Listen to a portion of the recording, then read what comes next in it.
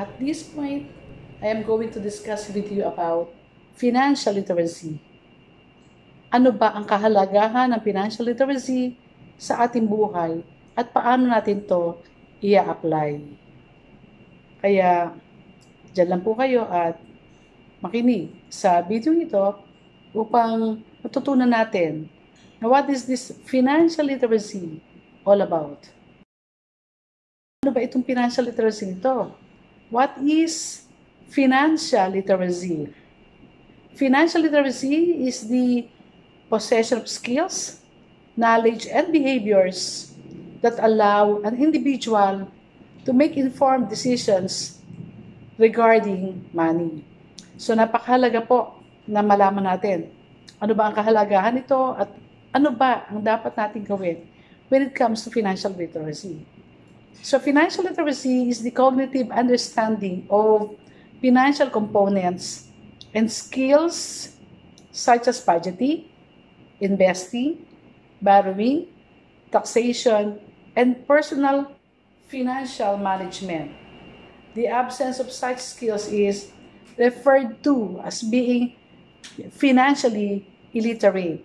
So, kung hindi po natin alam ang lahat ng bagay na ito, ay hindi natin alam kung paano natin patatakbuhin ang ating pinansyal. So, pumapasok na rin po dyan ang budgeting. Kahit isang simpleng may bahay ay nararanasan kung paano ba magkaroon itong financial literacy na atin pong pinag-uusapan. Empowerment, the courses provide a better understanding of how to take control of your finances and boost confidence in making informed decisions. Good knowledge of money management gives you peace of mind. So napakahalaga po niyan. Siyempre kapag walang pera ang isang tao, minsan magulo din yung kanyang isipan.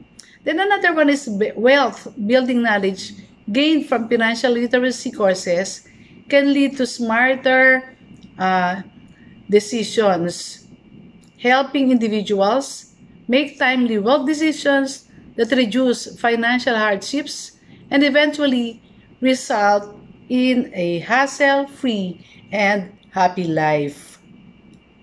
Now, we have another here one is debt reduction. Understanding the consequences of debt and learning strategies to manage and reduce it is a key component that financial literacy courses help you develop from teenagers to adults. So it can prevent individuals from falling into a cycle of unmanageable debt.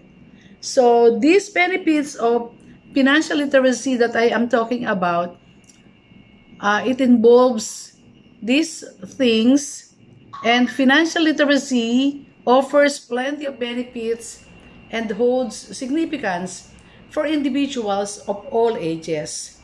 Kahit nga murang gulang na bata, ay kinakailangan nalalaman din nila kung paano nila i-manage ang kanilang finances. Kunyari sila binigyan ng baon, paano nila ito i-manage?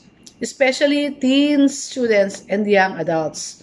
So these are the things that are really very important when it comes to financial management.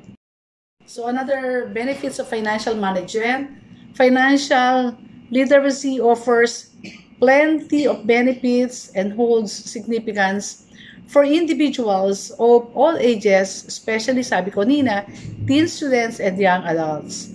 So isa dyan ay retirement plans, finance or financial literacy courses for teenagers become more and more important to help young adults understand the strategies and benefits of saving early.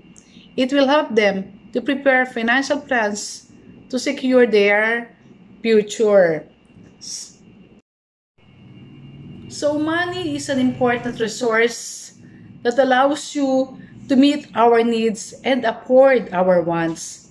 Of course, kung wala tayong pera, paano ba natin mabibili ang ating mga pangangailangan?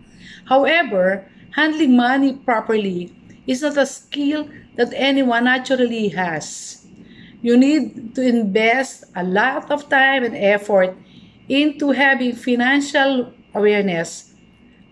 At pagdating sa ganitong punto ng ating buhay, kinakailangan po ay alam natin paano natin ito pangangalagaan.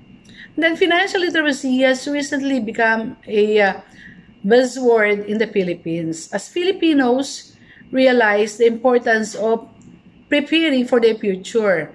They have become more aware of how they handle their finances. Kaya nga itinuturo natin ang financial literacy para maging aware tayo. Para ang atin pong mga pera o ang atin pong kabuhayan ay atin pong ma-save at tayo makapag-invest ng tama para rin po sa ating kinabukasan.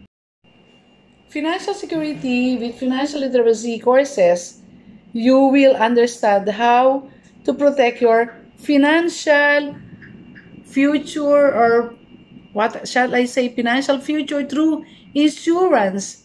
And it also affects or state of planning, ensuring your loved ones can enjoy better lifestyle.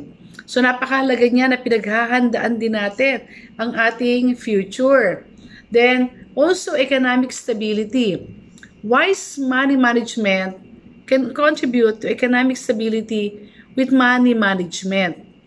You will know how much you have to spend, save, and invest. Dapat po alam nating lahat kung paano tayo kumasta, kung paano tayo mag-save, paano tayo mag-invest.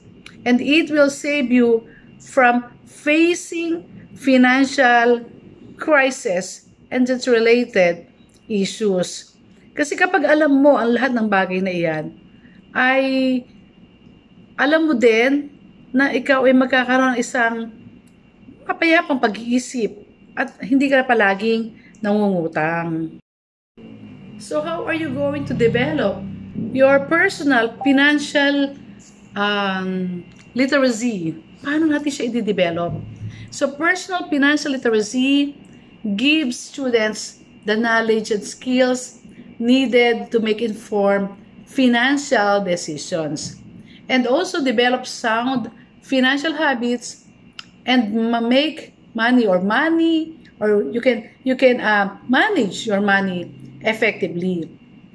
A solid foundation in financial literacy or personal financial literacy can help students finance their education, purchase a home, or cover medical expenses.